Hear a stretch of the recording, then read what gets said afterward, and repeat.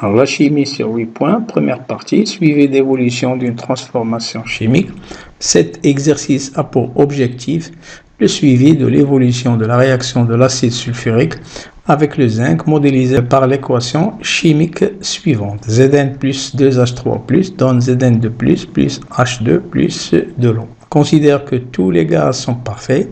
Toutes les mesures ont été faites à 25 degrés C. On vous donne la masse molaire qui est égale à 65,4 g par mol.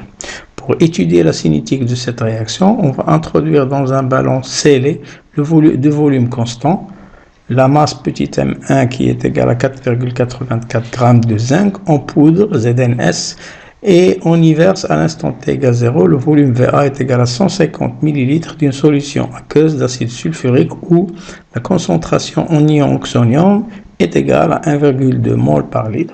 On mesure à chaque instant t la pression P à l'intérieur du ballon à l'aide d'un capteur de pression. Première question. Considérons que NiH3+, la quantité de matière initiale des ions oxonium, et NiZn, la quantité de matière de zinc, calculée NiH3+, et Ni de zinc. Alors, comment on va faire? On sait que pour la quantité de matière des ions H3+, c'est la concentration effective fois le volume. On va remplacer H3+ par 1,2 et Va 150 qu'on va convertir en multipliant par 10 puissance moins 3. Faisant le calcul, on trouve NiH3+ est égal à 0,18 mol. Pour la quantité de matière de zinc, on a donné la masse, donc on va utiliser la relation Ni est égal à Mi sur grand M. On va remplacer Mi par 4,84, grand M par 65,4 et on va trouver la valeur de 0,074 mol. On peut l'écrire sous la forme de 74 millimoles. La deuxième question. Dresser le tableau d'avancement de cette réaction. Alors pour dresser le tableau d'avancement, on va tracer la première ligne dans laquelle on va faire l'équation de la réaction. La deuxième ligne va nous donner l'état, l'avancement et la quantité de matière. Troisième ligne va parler de l'état initial et dans l'état intermédiaire, la ligne suivante. Et le dernier, c'est l'état final. Troisième question, déterminer le réactif limitant et en déduire l'avancement maximal Xm de la réaction. Si on suppose que Zn est le réactif limitant, dans ce cas-là, Xm1 va être égal à Ni de Zn qu'on a déjà calculé, qui est égal à 0,074 millimol. Si on suppose d'autre part que H3+ est le réactif limitant, dans ce cas, Xm2 va être égal à Ni H3+ sur 2, c'est-à-dire 0,18 sur 2, qui est égal à 0,09. On constate que 0,09 est supérieur à 0,074, c'est-à-dire que Xm2 est supérieur à Xm1, donc le réactif limitant, c'est le zinc, c'est celui qui a la valeur la plus basse. Et l'avancement maximal, c'est 0,074 mol ou bien 74 millimol. En appliquant l'équation d'état des gaz parfaits et en se basant sur le tableau d'avancement précédent, établir la relation X est égal à Xm delta P sur delta P max avec X l'avancement de la réaction à l'instant T. Delta P est égal à P moins P0 avec P la pression finale et P0 la pression initiale. La variation de la pression à l'instant T est delta P max qui est égal à P max moins P0, la variation de la pression et Xm l'avancement maximal de la réaction. On constate que la variation de la pression, c'est la pression de gaz d'hydrogène qui est formée par cette équation. Delta P est égal à pH2 et c'est la différence entre la pression finale et la pression initiale qui est la pression atmosphérique. D'après la loi des gaz parfaits qui est PV égale nRT lorsqu'on l'applique pour le gaz hydrogène, on constate que delta P est égal à NH2 fois R fois T sur V. D'après le tableau d'avancement, on constate que N de H2 est égal à X. Donc delta P, en remplaçant NH2 par X, nous donne la relation 1 qui est delta P est égal à X fois R fois T sur V.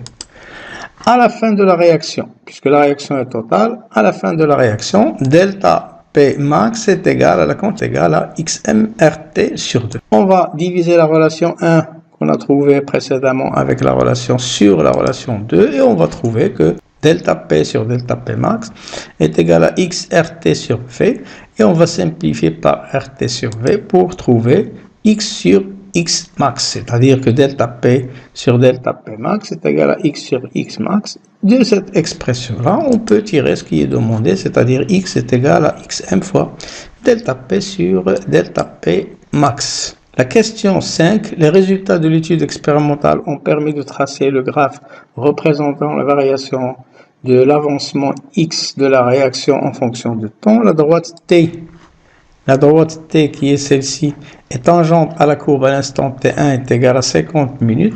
Le volume de la solution V est égal à 200 ml. Déterminer la vitesse volumique de la réaction à l'instant T1 est égal à 50 minutes. On sait que la vitesse volumique de la réaction, V est égal à 1 sur Vs fois dx sur dt, avec Vs le volume de la solution. Dans notre cas, le volume de la solution est égal à 200 ml. Pour calculer dx sur dt, il suffit de calculer le coefficient directeur de cette droite-là. Donc je vais choisir ces deux points-là. Le point 1 qui est ici, qui a pour abscisse 0, le voici, et pour ordonnée 18.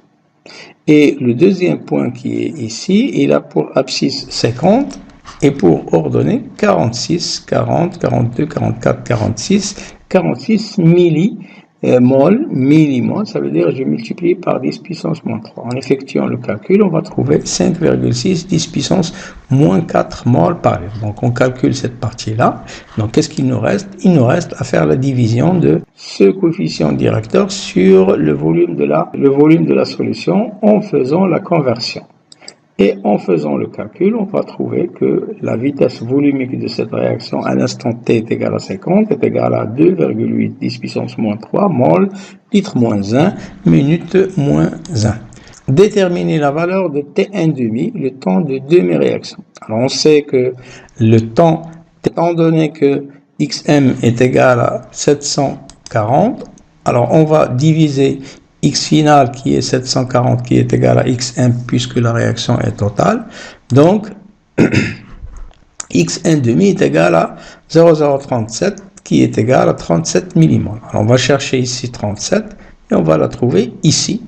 Alors, on va transporter la valeur sur la courbe et on va chercher l'abscisse T1,5 et on va trouver que graphiquement, ce T1,5 est égal à 40 minutes. La deuxième partie, c'est l'étude de l'acide lactique. Alors, une solution SA d'acide lactique de concentration Ca inconnue a pour pH est égal à 2,4 et le taux d'avancement de la réaction d'acide lactique, taux est égal à 0,19. Ici, c'est 19. Écrire l'équation de la réaction de l'acide lactique avec de l'eau. L'équation, c'est C3H6O3 plus H2O, double flèche, C3H5O3- plus H3O+. Vérifier, deuxième question, vérifier que Ca est égal à 10 puissance moins pH sur taux et calculer Ca. Alors, on sait que taux est égal à XF sur XM, le taux d'avancement final. D'après le tableau d'avancement, on trouve que XF, c'est la quantité de matière de H3+, et la quantité de matière de H3+, c'est la concentration effective de H3+, fois le volume, et la concentration de H3+, c'est 10 puissance moins pH. Étant donné que l'eau est en excès, donc le réactif limitant, c'est l'acide lactique, et puisque c'est l'acide lactique qui est le réactif limitant, donc XM est égal à Ca fois V. Alors, en remplaçant dans l'équation précédente, taux, en remplaçant, on va trouver 10 puissance moins pH fois V sur Ca fois V. En simplifiant par V, on va trouver cette relation. Et en changeant la place, donc, on va trouver ce qui est demandé, c'est-à-dire Ca est égal à 10 puissance moins pH sur taux. Pour calculer, il suffit de faire l'application numérique. Donc, on va remplacer le pH par 2,4. Donc, ça va nous faire 10 puissance moins 2,4 sur 0,19. Faisons la calculatrice. On va faire 10 puissance moins 2,4 divisé par 0,19 et ça va nous donner 0,02 qu'on peut écrire à peu près, qui est égal à peu près à 2 10 puissance moins 2 mol par litre. Montrer que le quotient de la réaction à l'équilibre QRX est égal à C fois taux carré sur 1 moins taux. On sait que le quotient de la réaction, c'est la concentration des produits sur la concentration des réactif, sauf l'eau. Et d'après le tableau d'avancement, on constate que la quantité de matière de C3H5O3 est égale à H3 plus est égale à XF sur V, et H3 plus c'est O fois C, donc toutes ces concentrations, c'est O fois C. Et on sait aussi que C3H6O3 à l'équilibre, c'est C fois V moins XF sur V. Donc, c'est C facteur de 1 moins τ. C facteur de 1 moins τ. En remplaçant dans la formule précédente, on va simplifier par C. Donc, on va trouver ce qui est demandé, c'est τ carré fois C sur 1 moins τ. Pour vérifier la valeur de Ca, la concentration molaire de la solution Sa, on va la doser, mais on va doser une partie, c'est-à-dire un volume. On va doser un volume Va qui est égal à 15 ml de la solution Sa d'acide lactique par solution aqueuse Sb d'hydroxyde de sodium de concentration molaire Cb qui est égale à 3 10 puissance moins 2 mol par litre. La courbe de la figure 3 représente la variation de pH en fonction de Vb au cours du dosage. Première question, écrire l'équation de la réaction de dosage. L'équation de la réaction de dosage, c'est quoi? C'est C3H6O3 plus H au moins, une seule flèche puisque la réaction est totale, est égale, donne C3H5O3 moins plus H2O.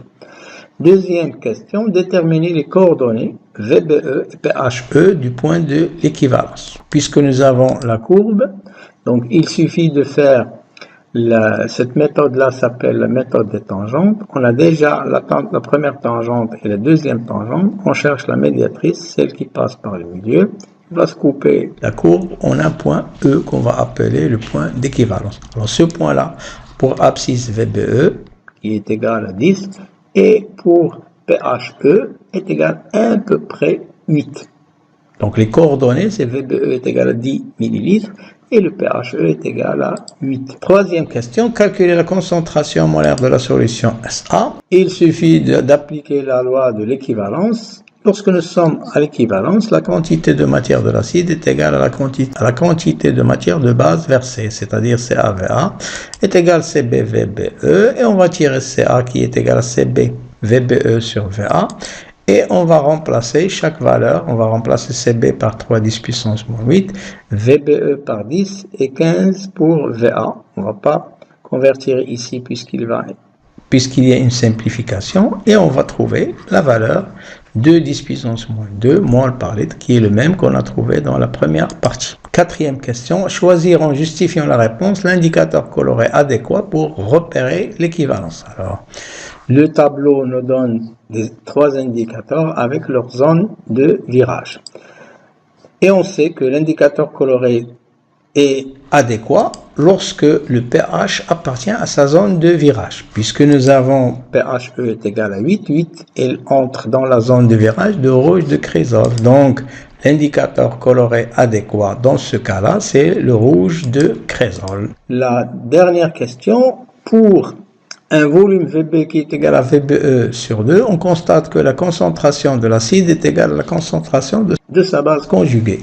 Déterminez en justifiant votre réponse la valeur de Ka, la constante d'acidité du couple C3H6O3 sur C3H5. Alors, on sait que Ka, c'est la concentration de la base fois la concentration de H3+, sur la concentration de l'acide, mais à l'équivalence. Et d'après le tableau d'avancement, on sait, d'après l'énoncé, on sait que la concentration de la base est égale à la concentration de l'acide lorsqu'on verse le volume qui est égal à VBE sur 2. Alors, on constate que, en simplifiant ces valeurs-là, on constate que Ka est égal à H3+, et on sait que H3+, c'est 10 puissance moins pH. Il suffit de chercher le pH au point VB qui est égal à VBE sur 2. En regardant la courbe, on constate que VBE est égal à 10. Ça veut dire que la moitié de 10, c'est 5. On va ici voir 5 qui est là. Et on va chercher, on trouve que le pH est égal à 4. Donc, lorsqu'on verse VBE sur 2, le pH de la solution devient 4. Donc, pH est égal à 4. Donc, Ka est égal à 10 puissance moins 4.